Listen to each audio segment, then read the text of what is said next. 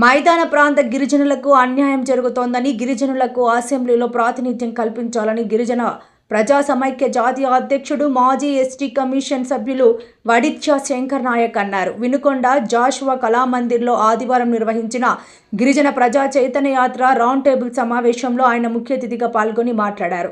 రాష్ట్రంలోని మైదాన ప్రాంత గిరిజనులకు రాజకీయ రిజర్వేషన్ కల్పించి గిరిజన హక్కుల పరిరక్షణకై కేంద్ర, రాష్ట్ర ప్రభుత్వాలు కృషి చేయాలని అన్నారు.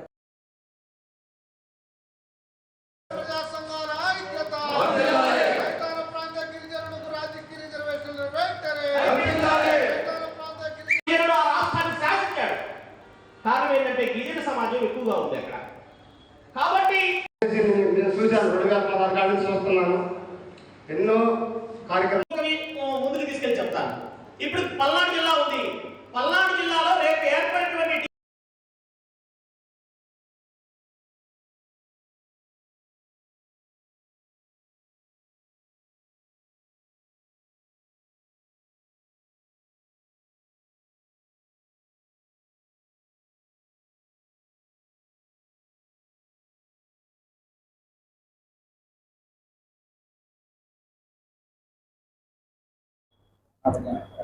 ఓకే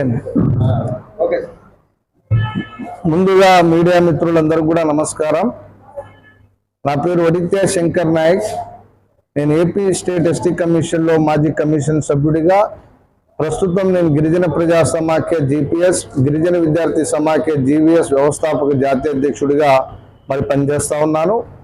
ఇవాళ ముఖ్యంగా పల్నాడు జిల్లాకు సంబంధించి మా గిరిజన ప్రజా సమాఖ్య జీపీఎస్, గిరిజన విద్యార్థి సమాఖ్య జీవీఎస్ జిల్లా కమిటీ ఆధ్వర్యంలో వినుకొండ పట్టణంలో దాదాపుగా ఈ దేశానికి స్వాతంత్రం వచ్చి నేటికి 80 సంవత్సరాలు కావస్తున్నప్పటికి కూడా మైదాన ప్రాంతంలో ఉన్నటువంటి లక్షలాది మంది గిరిజనులకి ఇవాళ చట్టసభలో రాజకీయ రిజర్వేషన్లు లేకపోవడం వల్ల దాదాపుగా ఈ 55-60 సంవత్సరాలుగా గిరిజనులకి ఈ మైదాన ప్రాంతంలో రాజ్యాంగబద్ధంగా సంక్రమించినటువంటి హక్కులు ఏవైతే ఉన్నాయో ఆ హక్కులన్నీ కూడా ఇవాళ గిరిజనులకు దరి చేరకుండా గిరిజనులుగానే ఈ సమాజంలో ఈ మైదాన ప్రాంతంలో ఇవాళ పరిమితమై ఉన్నారు.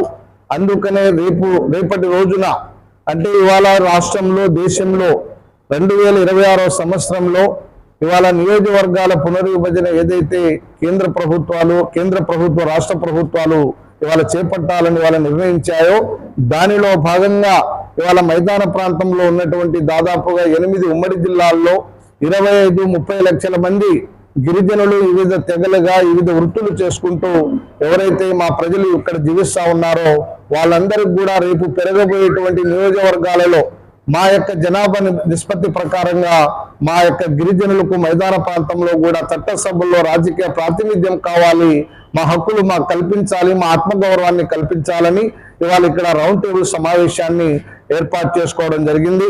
ఎందుకంటే ఇవాళ ఈ రాష్ట్రంలో దాదాపుగా ప్లెయిన్ ఏరియాలో అంటే 8 జిల్లాల్లో ఇవాళ ఉన్నప్పటికీ కూడా కేవలం మా రిజర్వేషన్లన్నీ కూడా ఇవాళ విశాఖపట్నం ఇవాళ ఏజెన్సీ ప్రాంతాలకు మాత్రమే ఇవాళ ప్రభుత్వాలు, పాలకులు పరిమితం చేశారు.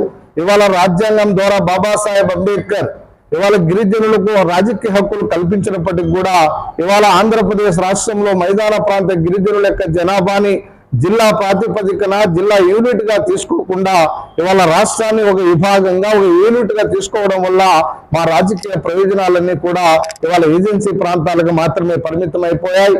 ఇవాళ ఇక్కడ ప్రభుత్వాలు కేటాయించే నిధులు కానీ, సంక్షేమం కానీ, అభివృద్ధి కానీ ఇవాళ ఈ యొక్క ప్రాంతంలో ఈ ప్రజలకు కానీ, ఇక్కడ ఉన్నటువంటి గ్రామాలకు కానీ, తాండాలకు కానీ, గూడాలకు కానీ ఇవాళ ఎక్కడ కూడా ఈ ప్రజలకు ఎక్కడ కూడా అందడం లేదు.